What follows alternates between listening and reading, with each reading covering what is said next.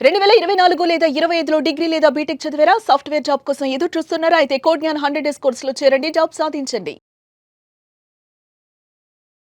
నమస్కారం సార్. నమస్తే. Suffering. Suffering అబ్బా! చాలా డిఫికల్ట్ ఫేజ్ ఆఫ్ లైఫ్ అని చెప్పొచ్చు. కొందరికి లవ్ ఫెయిల్యూర్ వల్ల సఫర్ అవుతారు. కొందరికి పర్సన్‌ని లాస్ అయ్యాము అన్న సఫరింగ్ ఉంటుంది. సఫరింగ్ ఏదైనా అయ్యుండొచ్చు సార్. బట్ అక్కడే ఆగిపోతూ ఉంటారు.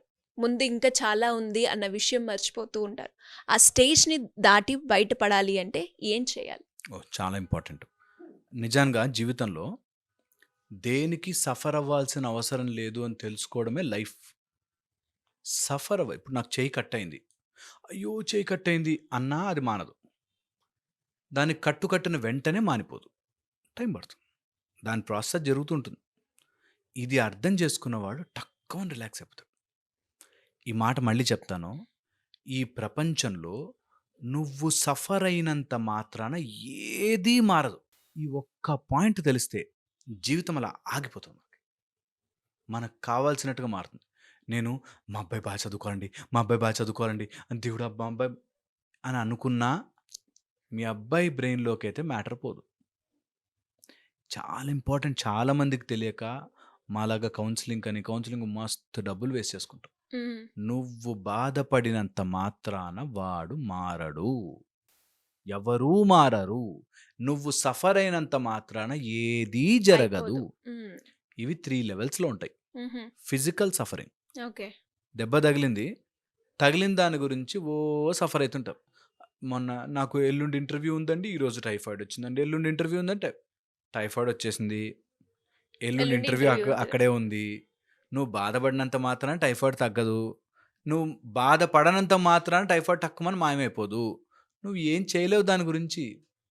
సఫర్ అవ్వడం అనవసరం. హ్మ్. ఓకే. ఒకతను ఇట్లా వా బస్ స్టాండ్ దగ్గర కూర్చొని లేట్ అయిపోతున్నా, లేట్ అయిపోతున్నా. నువ్వు వాచ్‌కి 50 సార్లు చూసినా, రోడ్డు వైపుకి 50 సార్లు చూసినా బస్సు రాదు. You don't have to suffer.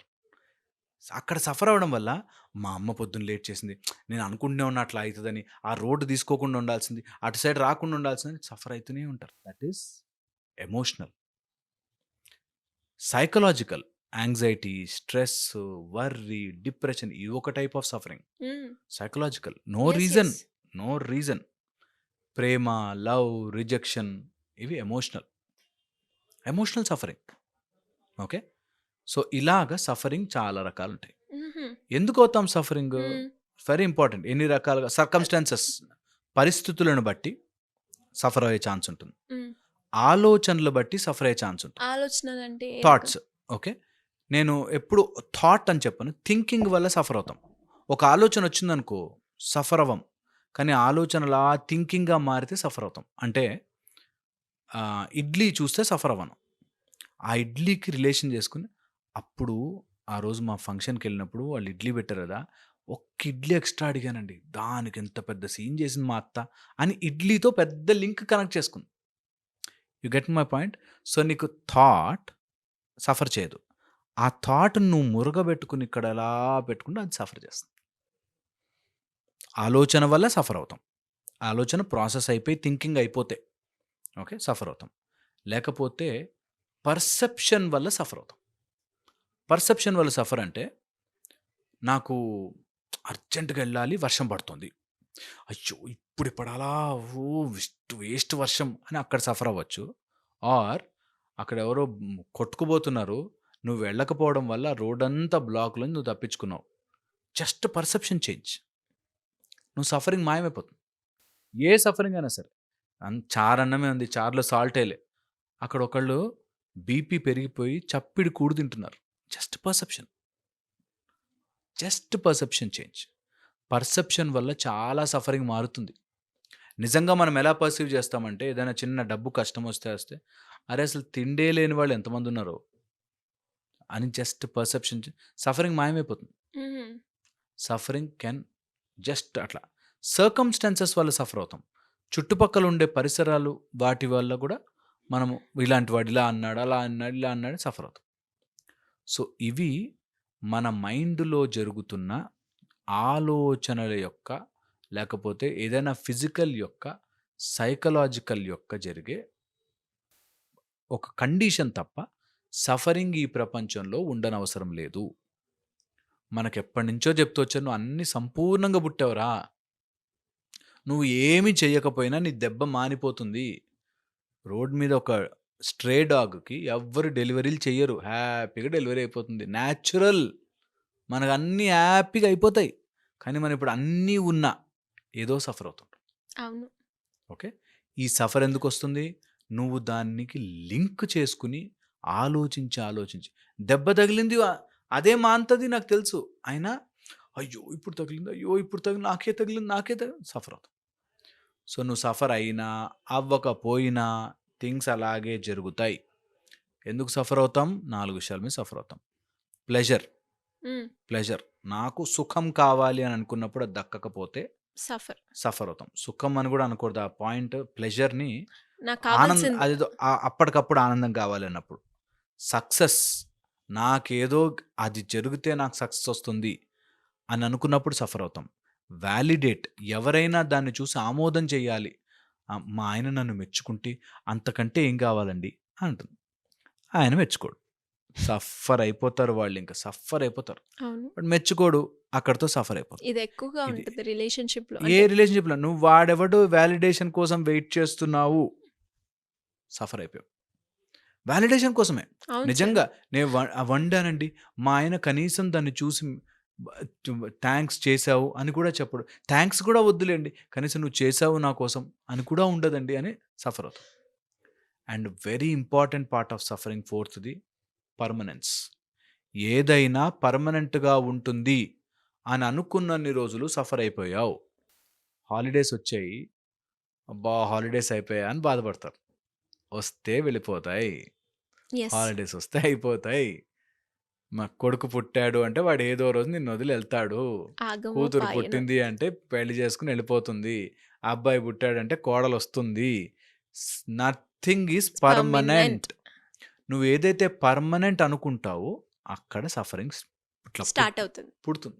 నేను పర్మనెంట్. నా ఇల్లు కట్టుకున్నానండి. కష్టపడి రూపాయి కూడబెట్టి కట్టుకున్నానండి. నువ్వు ఏదైతే అది కట్టుకున్నాను కాబట్టి ఆ ఇల్లు జీవితాంతం నా దగ్గరే ఉండిపోతుంది అనుకున్నావు చూసావా? అక్కడ సఫరింగ్ అనే బీజం నాటుకున్నావు. ఏది పర్మనెంట్ కాదు. ఈరోజు ఏం జరిగినా నువ్వే పర్మనెంట్ కాదు. నువ్వు కట్టుకున్నవేంటి? నువ్వు సంపాదించుకున్నవేంటి? నీ పేరేంటి? నీ ప్రతిష్ట ఏంటి? Nothing is permanent. ఇది తెలుసుకుని అలా ఉండగలగడం చాలా చాలా కష్టమైన పని కానీ నిజంగా చేసుకోవాలి. ప్రతి అటాచ్‌మెంట్‌కి ఒక రెసిస్టెన్స్ ఉంటుంది.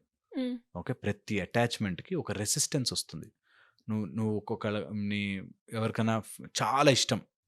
రోజు వాడితో ఎళ్లి కూర్చో. నీకు ఈ గొడవ వచ్చి తీరుతుంది. ఎంతసేపు పక్కనే కూర్చుంటావు పిచ్చానికైనా ఎళ్ళు ఇంటికెళ్ళు అంటారు. అవునవును. Okay. Attachment will have resistance. Any thought followed by negative pattern ఉంటుంది. పదే ఏదైనా ఆలోచన చేస్తే అందులోంచి ఒక నెగెటివ్ పుట్టుకొస్తుంది. నెగెటివ్ థాట్ ప్యాటర్న్స్ పుట్టుకొస్తాయి. ఎక్స్‌పెక్టేషన్ ఎప్పుడొస్తుందో అప్పుడు అది కంట్రోల్ చేయాలనే కోరికొస్తుంది. దానివల్ల కూడా సఫర్ అయి తీరుతాం. Expectations followed by control. Control. And ఎప్పుడైతే నువ్వు దానితో ఐడెంటిఫికేషన్ ఏర్పరచుకున్నావో, ఇది నాది అని నీలో కలుపుకున్నావు అయిపోయావు. సఫరింగ్‌కి పునాది వేసుకున్నట్టే ఇది నాది కాబట్టి నాకు నచ్చినట్టుగా జరగాలి అని అనుకున్నావు కాబట్టి నువ్వు బౌండ్ టు సఫర్. నేను చెప్తున్నాను కదా! ఈరోజు ట్రై చేసి చూడు. ఇది నా చెయ్యి. ఈ చెయ్యి ఇలా వెళ్ళాలి అనుకో. కొన్ని రోజులు అయిపోయి నొప్పొచ్చేస్తుంది. న్యాచురల్‌గా ఈ ప్రపంచంలో ఉన్నది చాలా బావుంది. మనము కంట్రోల్ చెయ్యాలి. అయిపోయావు, ఇరుక్కుపోయావు. అండ్ అది నాది అని అనుకున్న రోజున ఇరుక్కుపోయావు. నా పోరి మామ అన్నాడు ఒకాయన. ఒక అబ్బాయి నాకు తెలుసు. నా పోరి మామ, ఎవరన్నా అంటే ఊరుకుంటానా? బట్ దెన్ ఒక్కసారి ఆమెను ఎవరు బైక్‌లోనో చూసాడు. వీడు డివాస్టేట్ అయిపోయాడు. సర్వనాశనం అయిపోయాడు. వాడు తాగేసేసి, సిగరెట్లు తాగేసేసి, అసలు అమ్మాయిలంతా ఇంతేరా అని చెప్పి. సో, వాటెవర్ యూ అలా నాది అని అనుకుంటావో నిన్ను ఇట్లా మధ్యలోంచి ఇట్లా చింపి ఇట్లా తీసుకెళ్తాడు.